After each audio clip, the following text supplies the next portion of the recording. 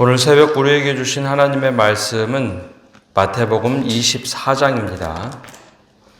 신약성경 40면입니다. 제24장.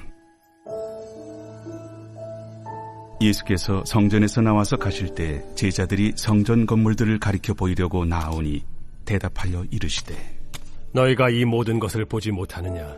내가 진실로 너희에게 이르노니 돌 하나도 돌 위에 남지 않고 다 무너뜨려지리라. 예수께서 감람산 위에 앉으셨을 때 제자들이 조용히 와서 이르되, 우리에게 이르소서, 어느 때에 이런 일이 있겠사오며 또 주의 임하심과 세상 끝에는 무슨 징조가 있사오리까? 너희가 사람의 미혹을 받지 않도록 주의하라. 많은 사람이 내 이름으로 와서 이르되 나는 그리스도라 하여 많은 사람을 미혹하리라. 난리와 난리 소문을 듣겠으나 너희는 삼가 두려워하지 말라. 이런 일이 있어야 하되 아직 끝은 아니니라. 민족이 민족을, 나라가 나라를 대적하여 일어나겠고 곳곳에 기근과 지진이 있으리니 이 모든 것은 재난의 시작이니라. 그때 사람들이 너희를 환난에 넘겨주겠으며 너희를 죽이리니 너희가 내 이름 때문에 모든 민족에게 미움을 받으리라. 그때 많은 사람이 실족하게 되어 서로 잡아주고 서로 미워하겠으며 거짓 선지자가 많이 일어나 많은 사람을 미혹하겠으며 불법이 성함으로 많은 사람의 사랑이 식어지리라. 그러나 끝까지 견디는 자는 구원을 얻으리라. 이 천국 복음이 모든 민족에게 증언되기 위하여 온 세상에 전파되리니 그제야 끝이 오리라. 그러므로 너희가 선지자 다니엘이 말한 바 멸망에 가증한 것이 거룩한 곳에 선 것을 보거든 읽는 자는 깨달을진저. 그때 유대에 있는 자들은 산으로 도망할지어다. 지붕 위에 있는 자는 집 안에 있는 물건을 가지러 내려가지 말며 밭에 있는 자는 겉옷을 가지러 뒤로 돌이키지 말지어다. 그날에는 아이 벤 자들과 젖 먹이는 자들에게 화가 있으리로다. 너희가 도망하는 일이 겨울에나 안식일에 되지 않도록 기도하라. 이는 그때 큰 환난이 있겠음이라. 창세로부터 지금까지 이런 환난이 없었고 후에도 없으리라. 그날들을 감하지 아니하면 모든 육체가 구원을 얻지 못할 것이나 그러나 택하신 자들을 위하여 그날들을 감하시리라. 그때 사람이 너희에게 말하되 보라, 그리스도가 여기 있다 혹은 저기 있다 하여도 믿지 말라. 거짓 그리스도들과 거짓 선지자들이 일어나 큰 표적과 기사를 보여 할 수만 있으면 택하신 자들도 미혹하리라. 보라, 내가 너희에게 미리 말하였노라. 그러면 사람들이 너희에게 말하되 보라, 그리스도가 광야에 있다 하여도 나가지 말고 보라, 골방에 있다 하여도 믿지 말라. 번개가 동편에서 나서 서편까지 번쩍임같이 인자의 맘도 그러하리라. 주검이 있는 곳에는 독수리들이 모일 것이니라. 그날 환난 후에 즉시 해가 어두워지며 달이 빛을 내지 아니하며 별들이 하늘에서 떨어지며 하늘의 권능들이 흔들리리라. 그때 인자의 징조가 하늘에서 보이겠고 그때 땅의 모든 족속들이 통곡하며 그들이 인자가 구름을 타고 능력과 큰 영광으로 오는 것을 보리라. 그가 큰 나팔 소리와 함께 천사들을 보내리니 그들이 그의 택하신 자들을 하늘 이 끝에서 저 끝까지 사방에서 모으리라. 무화과 나무의 비유를 배우라. 그 가지가 연하여지고 잎사귀를 내면 여름이 가까운 줄을 아나니 이와 같이 너희도 이 모든 일을 보거든 인자가 가까이 곧 문 앞에 이른 줄 알라. 내가 진실로 너희에게 말하노니 이 세대가 지나가기 전에 이 일이 다 일어나리라. 천지는 없어질지언정 내 말은 없어지지 아니하리라. 그러나 그 날과 그 때는 아무도 모르나니 하늘의 천사들도 아들도 모르고 오직 아버지만 아시느니라. 노아의 때와 같이 인자의 임함도 그러하리라. 홍수전에 노아가 방주에 들어가던 날까지 사람들이 먹고 마시고 장가들고 시집가고 있으면서 홍수가 나서 그들을 다 멸하기까지 깨닫지 못하였으니 인자의 임함도 이와 같으리라. 그때 두 사람이 밭에 있음에 한 사람은 데려가고 한 사람은 버려둠을 당할 것이요 두 여자가 맷돌질을 하고 있음에 한 사람은 데려가고 한 사람은 버려둠을 당할 것이니라. 그러므로 깨어 있으라. 어느 날에 너희 주가 임할는지 너희가 알지 못함이니라. 너희도 아는 바니 만일 집주인이 도둑이 어느 시각에 올 줄을 알았더라면 깨어 있어 그 집을 뚫지 못하게 하였으리라. 이러므로 너희도 준비하고 있으라. 생각하지 않은 때에 인자가 오리라. 충성되고 지혜 있는 종이 되어 주인에게 그 집 사람들을 맡아 때를 따라 양식을 나눠줄 자가 누구냐? 주인이 올 때 그 종이 이렇게 하는 것을 보면 그 종이 복이 있으리로다. 내가 진실로 너희에게 이르노니 주인이 그의 모든 소유를 그에게 맡기리라. 만일 그 악한 종이 마음에 생각하기를 주인이 더디 오리라 하여 동료들을 때리며 술 친구들과 더불어 먹고 마시게 되면 생각하지 않은 날 알지 못하는 시각에 그 종의 주인이 이르러 엄히 때리고 외식하는 자가 받는 벌에 처하리니 거기서 슬피 울며 이를 갈리라. 오늘 새벽에도 하나님의 은혜와 평강이 우리와 함께하기를 축복합니다. 오늘 말씀은 이 종말론적인 삶에 대하여 함께 말씀을 나눕니다. 성경에서 말하는 종말은 크게 두 가지가 있습니다. 하나는 개인의 종말, 즉 죽음을 의미하고, 다른 하나는 세상의 종말, 즉 역사적인 종말을 말을 합니다. 먼저 우리가 경험하는 것은 개인의 종말, 죽음입니다. 갑자기 찾아오는 가족의 죽음 혹은 지인의 죽음은 우리가 유한한 존재라는 늘 겸손하게 만드는 힘이 있습니다. 아무것도 아니구나라는 것을 깨닫게 되죠. 동시에 전도자의 말처럼 세상의 덧없음을 깨닫게 합니다. 그래서 우리가 어떻게 개인의 종말을 맞이할까, 즉 우리가 어떤 믿음을 가지고 살아야 할까 생각하게 되죠. 그런데 오늘 말씀에 말하는 것은 역사의 종말, 즉 우주적인 종말을 말합니다. 보통 종말론 하면 개인의 종말, 죽음을 생각하지 않고 우주적인 종말, 역사적인 종말만 떠올립니다. 하나님께서 만물을 심판하시고 만물을 새롭게 하신다라는 것인데요.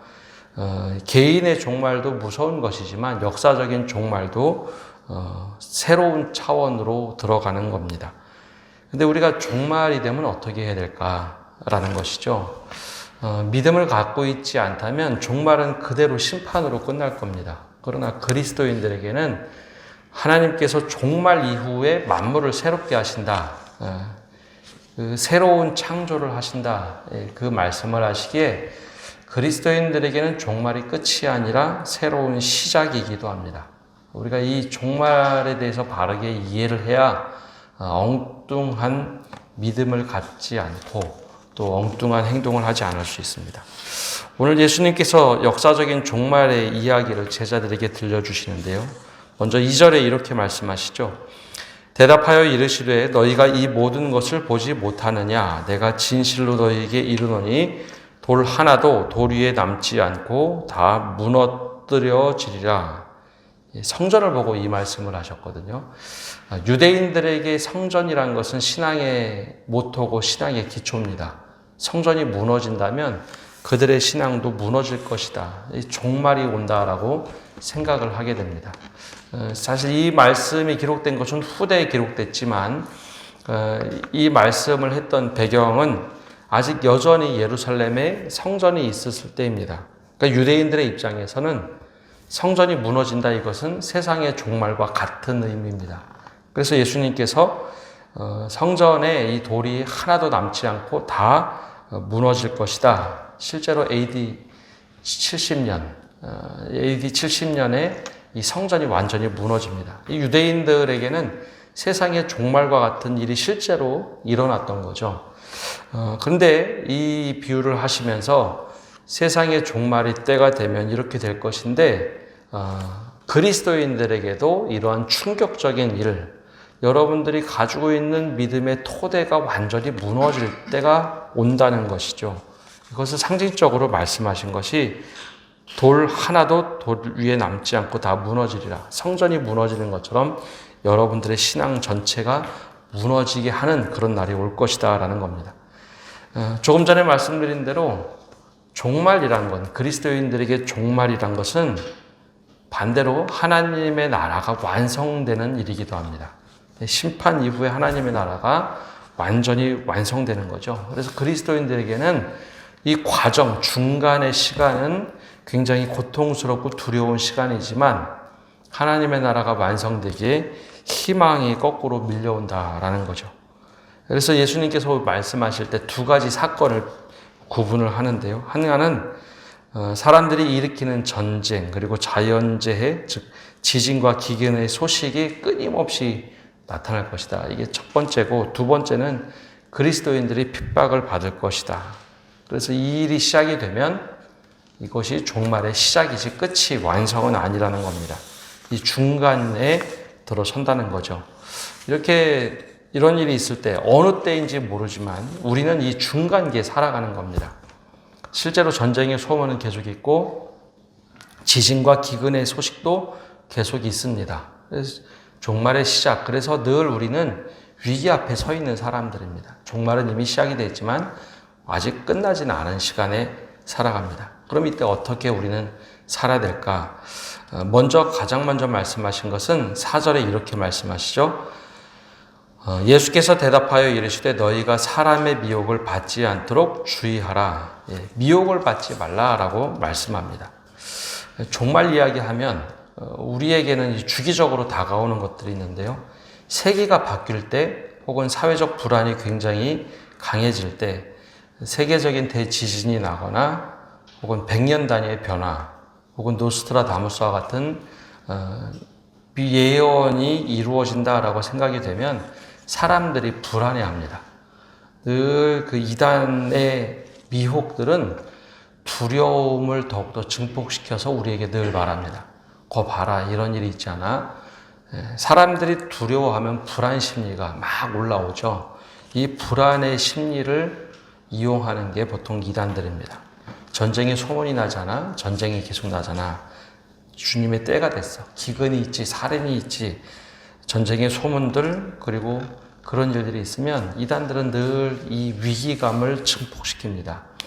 그래서 유난히 이단들이 많이 설교하는 부분이 선지서나 아니면 다니엘서, 특별히 다니엘서 아니면 요한계시록만 설교를 합니다. 그럼 불안이 점점 증폭되죠.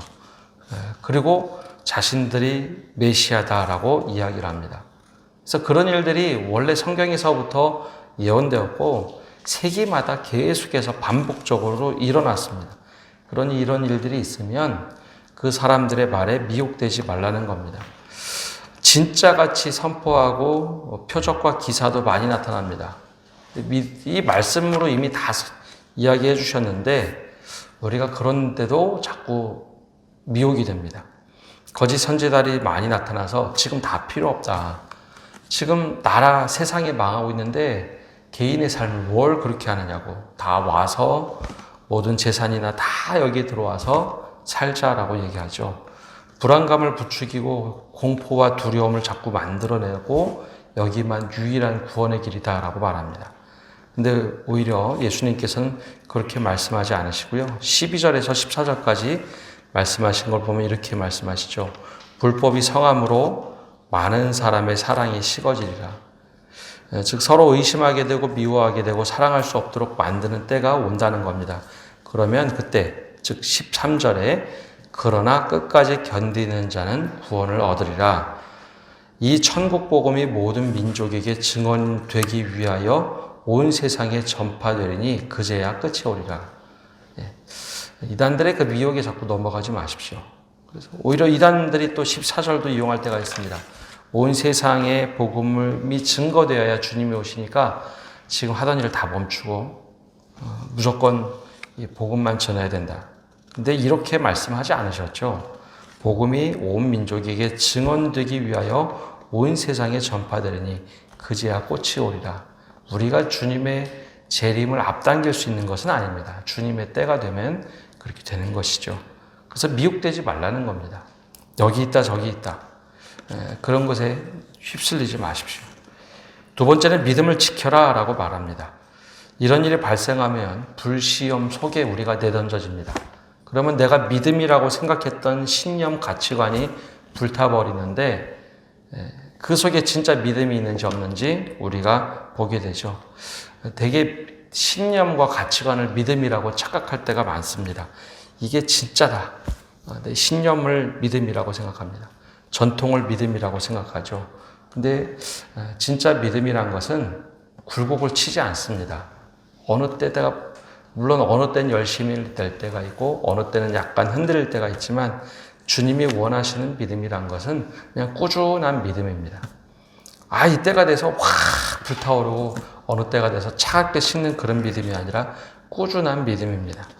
근데 왜 믿음을 지키라고 하는가? 15절에 보면 그러므로 너희가 선지자 다니엘이 말한 바 멸망에 가증한 것이 거룩한 곳에 선 것을 보거든 읽는 자는 깨달을진저. 아마 이때가 예루살렘 성전이 망할 때를 주님이 예언하시지 않았나 싶습니다. 근데 이런 일들이 딱 벌어지자 사람들이 믿음을 버리고 도망갑니다.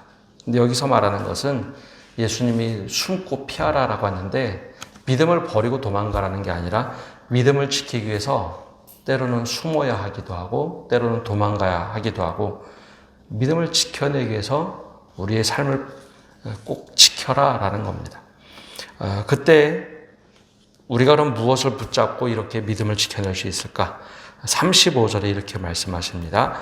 천지는 없어질지언정 내 말은 없어지지 아니하리라. 말씀을 붙잡고 우리가 믿음을 지켜내라라는 겁니다. 막 사람들이 요동하고 이런 얘기 저런 얘기하고 거기에 휩쓸리지 말고 내가 믿음을 지키기 위해서 때로는 도망가야 될 때가 있고 다윗처럼 생명을 지키기 위해서 미친 척해야 할 때도 있습니다. 그것이 오히려 믿음을 지켜내는 바른 믿음이라는 겁니다. 사람들의 이야기에 너무 현혹되지 마십시오. 마지막으로 종말론적인 삶이라는 것은 주님이 오신다면 어떻게 살아야 될까? 거기에 질문에 응답할 수 있어야 됩니다. 갑자기 하던 일을 멈추고 주님의 일을 한다고 달려드는 것, 그런 거 어리석은 일입니다. 44절과 45절에 이렇게 말씀을 하세요. 이러므로 너희도 준비하고 있으라. 생각하지 않은 때에 인자가 오리라. 생각하지 않은 때에 인자가 오기 때문에 믿음의 항상성이 있어야 됩니다. 꾸준함이 있어야 돼요. 주님이 오실 것 같아. 갑자기 하던 일을 멈추고 전도하고 말씀을 보고 기도 열심을 내고 그게 아니라 내가 하던 삶을 꾸준하게 언제 오셔도 괜찮은 항상성의 믿음을 가지고 있어야 됩니다. 생각하지 않은 때에 오시기 때문에 준비하고 있으라. 그 45절, 46절, 47절에 보시면 이렇게 말씀하세요. 충성되고 지혜 있는 종이 되어 주인에게 그 집 사람들을 맡아 때를 따라 양식을 나눠줄 자가 누구냐. 주인이 올 때에 그 종이 이렇게 하는 것을 보면 그 종이 복이 있으리라. 내가 진실로 너에게 이르노니 주인이 그 모든 소유를 그에게 맡기리라. 내가 믿음을 가지고 살아가는 삶을 살되 나만을 위한 삶이 아니라 이웃을 위해서 내가 믿음을 가지고 말씀을 따라 꾸준하게 살아가고 있으면 주님이 오시고 주님이 판단하시는 겁니다. 그런데 이단들은 미혹되게 하죠. 다 이런 삶이 부질없으니까 그 삶을 포기하고 들어와라. 근데 주님이 말씀하신 건 그런 삶이 아닙니다. 열천의 비유도 똑같고요. 늘 준비되어서 살면 되는 겁니다. 나에게 맡겨주신 소명을 가지고 이 소명 가지고 살아가면 됩니다. 나에게 직업에 대한 소명이 있으면 그대로 살아가면 됩니다. 가족에 대한 소명이 있으면 그 가족을 위해서 내가 해야 할 일들을 열심히 하면서 종들에게 주어야 할 넉넉한 음식을 챙겨주고 이웃에게 베풀며 그렇게 살다 보면 주님에 대해 주님이 보시고 판단하시는 겁니다. 갑자기 내가 주님 오실 때가 됐으니 갑자기 이렇게 하자. 마치 이런 것과 같지 않습니까? 때가 됐으니 내가 잘 보이려고 이렇게 열심히 노력하면 주님이 나를 더 잘 봐주시겠지. 주님이 우리의 삶을 다 들여다보시겠기 때문에 갑자기 어느 순간에 내가 더 열심히 한다고 너 정말 착하고 충성된 종아, 그게 아닙니다. 늘 준비되어서 살고 살아왔던 모습을 보면서 야, 정말 성실하게 살았구나. 그게 바로 주님이 우리를 보시는 관점이죠. 오늘 말씀을 보면 미혹되지 말라라고 말씀합니다. 전쟁의 소문도 있고 기근의 소식도 있고 그리스도인들이 핍박을 받으면 이게 시작인데 많은 사람들이 불안을 부추겨서 그렇게 살면 안 된다, 이렇게 살아야 된다, 다 쓸데없는 일이다, 오직 믿음만 지켜야지. 네? 오직 믿음이 많긴 한데 오직 믿음만 있고 내 삶은 사라지는 것이 아닙니다. 내 신앙의 삶이 있어야죠. 그래서 미혹되지 말아야 하고 또 믿음을 지키기 위해서 때로는 우리가 피할 줄도 알아야 되고 믿음을 지키기 위해서 다른 무엇보다도 말씀을 붙잡고 살아가면 됩니다. 그리고 우리에게 맡겨주신 소명의 일상의 삶을 바르게 살면 주님이 오실 때 착하고 충성된 종아 분명히 말씀하십니다. 우리가 이 믿음을 지키고 매일매일 삶에 오늘 오신다면 나는 어떤 기쁨을 가지고 맞이할까? 오히려 종말을 희망으로 보면서 살아가시는 성도 여러분 되시기를 바랍니다. 함께 기도하겠습니다. 하나님, 오늘도 저희가 주님 앞에 바르게 서서 믿음 생활할 수 있는 용기와 힘을 허락하여 주옵소서. 세상에 종말이 온다고 부산하게 갑자기 삶을 바꾸는 이단들이 참 많습니다. 그런 미혹에 빠지지 않도록 우리의 굳건한 믿음을 허락하여 주옵소서.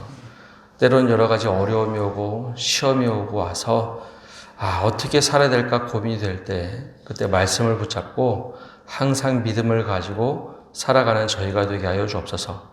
우리에게 피할 길을 허락하여 주시고 또한 그 어려움을 딛고 설 수 있는 믿음도 허락하여 주시고 우리에게 꾸준한 믿음을 허락하여 주시되 주님 말씀을 붙잡고 사는 저희 되게 하여 주옵소서. 사람들의 잘못 해석된 그 미혹에 빠지지 않게 하시고 오직 주님의 말씀 붙잡고 나에게 맡겨주신 소명과 사명들을 잘 감당하며 살아갈 때 주님이 오시고 칭찬하는 믿음 들도록 우리의 삶을 붙잡아 주옵소서. 구약의 선지서에서 나왔던 종말의 때와 똑같은 환경이 펼쳐졌을 때 주님이 이스라엘 백성을 향하여 너희가 어찌하여 이웃을 돌보지 않느냐, 어찌하여 나에게 예배한다고 하면서 정작 중요한 믿음의 삶을 살지 않느냐라고 질책하셨던 모습이 바로 종말의 때 우리를 바라보시는 시선임을 다시 한번 깨닫게 하시고 우리가 바른 믿음 갖고 매일매일 살아가게 하여 주옵소서. 오늘 한날도 주님께 모든 것 맡겨드리며 예수님의 이름으로 기도합니다.